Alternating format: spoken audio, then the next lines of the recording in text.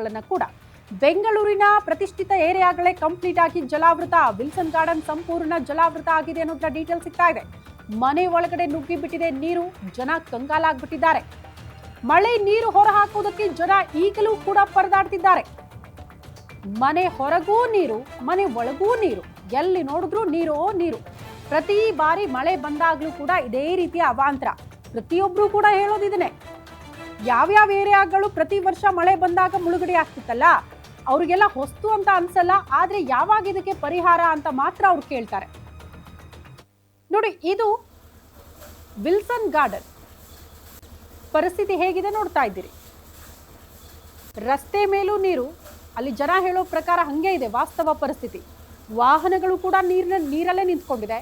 ಮನೆ ಒಳಗಡೆ ಹೋದ್ರೂ ನೀರು ನೋಡೋದಕ್ಕೆ ಸಿಗುತ್ತೆ, ಮನೆ ಹೊರಗಡೆ ಬಂದ್ರೂ ಕೂಡ ನೀರು ಸಿಗುತ್ತೆ. ಆ ನೀರಲ್ಲೇ ಮುಂದೆ ಹೋಗ್ತೀವಿ ಅಂದ್ರೂ ಕೂಡ ಮತ್ತೆ ಕಂಪ್ಲೀಟ್ ಆಗಿ ರಸ್ತೆ ಜಲಾವೃತ ಆಗಿದೆ. ಹಾಗಾಗಿ ಎತ್ತ ಕಣ್ಣು ಹಾಯಿಸಿದ್ರು ಕೂಡ ನೀರು ನೀರು. ಇದು ವಿಲ್ಸನ್ ಗಾರ್ಡನ್ ಪರಿಸ್ಥಿತಿ. ನೋಡಿ, ಎಲ್ಲ ಕೊಳಚೆ ನೀರು. ಈ ಚರಂಡಿಗಳನ್ನ ಕೂಡ ಸ್ವಚ್ಛ ಮಾಡಿರಲ್ಲ, ಅಲ್ಲಿ ನೀರು ಕೂಡ ಈ ಮಳೆ ನೀರು ಜೊತೆಗೆ ಸೇರ್ಕೊಂಡು ಬಂದಿರುತ್ತೆ. ಹಾಗಾಗಿ ಈ ಕೊಳಚೆ ನೀರನ್ನ ಮನೆಯಿಂದ ಆಚೆ ಹಾಕಬೇಕು, ಜನ ಪರದಾಡ್ತಿದ್ದಾರೆ. ನೋಡಿ, ಅಲ್ಲಿ ಪಾಪ ಒಬ್ರು ಮಹಿಳೆ ಮನೆಯಲ್ಲಿರುವಂತ ನೀರನ್ನ ಆಚೆ ಹಾಕ್ತಿದ್ದಾರೆ. ಕಾರಣ ಅಲ್ಲೇ ಇರ್ಬೇಕಲ್ಲ, ಬೇರೆ ಎಲ್ಲೂ ಹೋಗೋಕೆ ಜಾಗ ಇರಲ್ಲ. ಮನೆಯಲ್ಲಿರೋ ನೀರನ್ನ ಹಾಕ್ತಾ ಇದ್ದಾರೆ. ಬಟ್ ಹೊರಗಡೆ ಕೂಡ ಕಂಪ್ಲೀಟ್ ಆಗಿ ನೀರು ನಿಂತ್ಕೊಂಡಿದೆ. ನೀರಿನ ಪ್ರಮಾಣ ಕಡಿಮೆ ಆದ್ರೆ ಮಾತ್ರ ಈಗ ಇದಕ್ಕೆಲ್ಲ ಪರಿಹಾರ ಸಿಗೋದು. ಬಟ್ ಆ ನೀರಿನ ಪ್ರಮಾಣ ಕಡಿಮೆ ಮಾಡೋದಕ್ಕಾದ್ರೂ ವ್ಯವಸ್ಥೆಗಳಾಗಬೇಕಲ್ಲ. ಆ ವ್ಯವಸ್ಥೆ ಮಾಡಬೇಕಾದವರು ಸರಿಯಾದ ಸಂದರ್ಭಕ್ಕೆ ಜಾಗಕ್ಕೆ ಬರೋದೇ ಇಲ್ಲ. ಬಂದರೂ ಕೂಡ ಶೋ ಆಫ್, ಜಸ್ಟ್ ಒಂದು ಟ್ರ್ಯಾಕ್ಟರು ಬೋಟಲ್ಲಿ ಬಂದ್ಬಿಟ್ಟು ನೋಡ್ಕೊಂಡು ಹೋಗ್ಬಿಡ್ತಾರೆ ಅಂತ ದೃಶ್ಯ.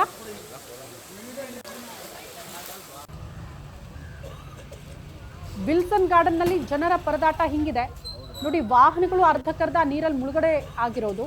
ಈ ವಾಹನಗಳನ್ನ ನೀರಿನಿಂದ ಆಚೆ ತೆಗೆದ ಮೇಲೂ ಕೂಡ ವಾಹನ ಸ್ಟಾರ್ಟ್ ಆಗುತ್ತಾ ಇಲ್ವಾ, ಒಂದು 10 ಬಾರಿ ಚೆಕ್ ಮಾಡ್ತಾರೆ. ಈ ಇಂಚಿನಲ್ಲೆಲ್ಲ ನೀರು ತುಂಬ್ಕೊಂಡ್ಬಿಟ್ಟಿರುತ್ತೆ, ಒಳಗಡೆ ನೀರು ತುಂಬ್ಕೊಂಡಿರುತ್ತೆ. ಹಾಗಾಗಿ ವಾಹನಗಳು ಕೂಡ ಕೆಟ್ಟು ಹೋಗ್ಬಿಡುತ್ತೆ ಸಮಟೈಮ್ಸ್. ಅದಕ್ಕೂ ಕೂಡ ಮತ್ತೆ ದುಡ್ಡು ಖರ್ಚು ಮಾಡಿ ಸರಿ ಮಾಡ್ಕೊಳ್ಬೇಕು. ಎಲ್ಲ ಪೋಲಾಗುವುದು ಜನರ ದುಡ್ಡು. ಇನ್ಯಾರೋ ಮಾಡೋ ತಪ್ಪಿಗೆ ಇನ್ಯಾರಿಗೋ ಶಿಕ್ಷೆ ಅಂತಾರಲ್ಲ, ಹಂಗಾಗ್ಬಿಟ್ಟಿದೆ ಬೆಂಗಳೂರಿನ ಪರಿಸ್ಥಿತಿ.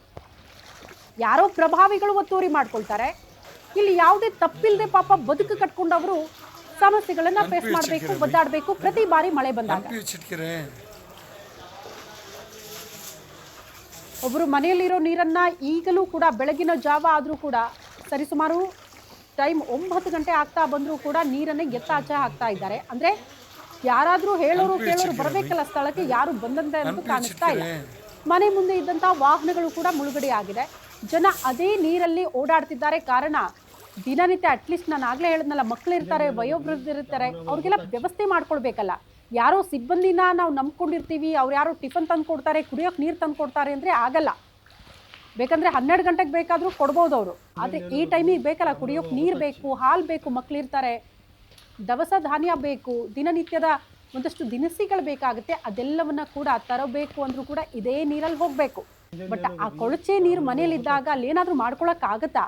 ಇವ್ರಿಗೆಲ್ಲ ಒಂದು ಪರ್ಯಾಯ ವ್ಯವಸ್ಥೆನಾದರೂ ಮಾಡಬೇಕಲ್ಲ. ಈಗ ಇಂಥ ಸಮಸ್ಯೆಗಳಾದಾಗ ಆ ಸಮಸ್ಯೆಗಳಿಗೆ ಪರ್ಯಾಯ ವ್ಯವಸ್ಥೆ ಮಾಡೋದಕ್ಕೂ ಕೂಡ ಕಾಲ ಮೀರಿದ ಮೇಲೆ ಬರ್ತಾರೆ. ಅಲ್ಲಿ ತನಕ ಏನು ಮಾಡಬೇಕು ಪಾಪ? ಹೆಂಗೆ ಗೊತ್ತಾ, ರಿಲೇಷನ್ ಮನೆಗಳಿಗೆ ಹೋಗ್ತಾರೆ, ಅಕ್ಕಪಕ್ಕ ಯಾವ ಮನೆ ಸೇಫ್ ಆಗಿರುತ್ತೋ ಅಲ್ಲಿ ಆಶ್ರಯ ಪಡ್ಕೊಳ್ತಾರೆ ಕೆಲವರು. ಅದು ಬಿಟ್ಟರೆ ನಂಬ್ಕೊಂಡಿರುವಂಥ ಜನಪ್ರತಿನಿಧಿಗಳಾಗಲಿ, ಸಂಬಂಧಪಟ್ಟಂಥ ಅಧಿಕಾರಿಗಳಾಗಲಿ ಯಾರು ಕೂಡ ಸರಿಯಾದ ಟೈಮಿಗೆ ಬಂದು ಈ ಸಮಸ್ಯೆಗಳಿಗೆ ಪರಿಹಾರ ಕೊಡೋದೇ ಇಲ್ಲ. ಇನ್ನು 3-4 ದಿನ ಮಳೆ ಹಿಂಗೆ ಇದ್ರೆ ಬೆಂಗಳೂರಿನ ಪರಿಸ್ಥಿತಿ ಇನ್ಯಾವ ರೀತಿ ಇರುತ್ತೆ ಅಂತ ಆತಂಕ ಶುರುವಾಗ್ಬಿಡುತ್ತೆ. ಹಂಗಾಗಿ ಜನ ಮಳೆ ಬರೋದೇ ಬೇಡ ಅಂದ್ರೂ ಕೂಡ ಆಶ್ಚರ್ಯ ಪಡಬೇಕಾಗಿಲ್ಲ. ಆದರೆ ಮಳೆ ಬೇಕು, ಮಳೆ ಬೇಕು. ಆದರೆ ಮಳೆ ನೀರು ಸರಿಯಾಗಿ ಹರಿದು ಹೋಗೋದಕ್ಕೆ ವ್ಯವಸ್ಥೆ ಆಗಬೇಕಲ್ಲ, ಆ ವ್ಯವಸ್ಥೆ ಮಾಡಬೇಕಾದವರಿಗೆ ಹಿಡಿಶಾಪ ಹಾಕ್ತಿದ್ದಾರೆ ಜನ.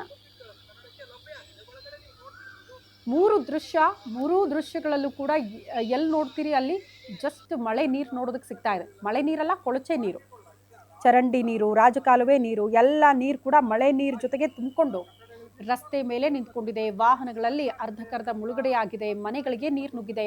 ಈ ಕಡೆ ನೋಡಿ BMTC ಬಸ್ ಕೂಡ ಅರ್ಧಕರ್ಧ ಮುಳುಗಡೆ ಆಗ್ಬಿಟ್ಟಿದೆ. ಒಂದು ಆರೋಪ ಇತ್ತಪ್ಪ, BMTC ಬಸ್ಗಳು ಸರಿಯಾಗಿ ಸರ್ವಿಸ್ ಆಗ್ತಾ ಇಲ್ಲ ಅಂತ.